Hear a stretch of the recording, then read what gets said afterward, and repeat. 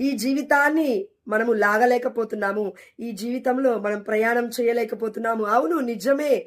కానీ జీవిత ప్రయాణానికి కావాల్సింది ఒక మార్గము.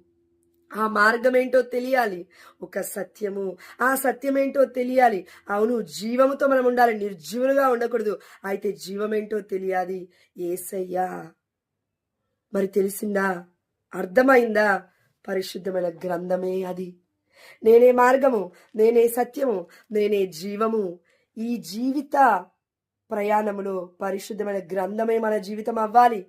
ఈ జీవితాన్ని పక్కకు పెట్టి నా జీవితాన్ని నేను చూసుకుంటా అంటే ప్రయాణము కనబడదు. మార్గము అంధకారమే. సత్యము కాదు, అసత్యములో ప్రయాణం చేస్తాం. అద్భుతాలు అద్భుతాలు అద్భుతాలు అంటూ వెళ్తాం.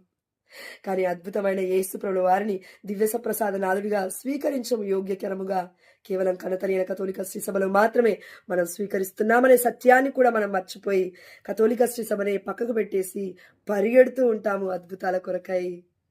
జీవమేంటో తెలుసుకున్నాము కదా, మరి జీవం ఎక్కడ ఉంది? పరిశుద్ధమైన గ్రంథములోనే కాదు, పరిశుద్ధమైన గ్రంథము అని పిలువబడుతున్న యేసు ప్రభుల వారి యొక్క శరీరము, రక్తములో జీవముంది.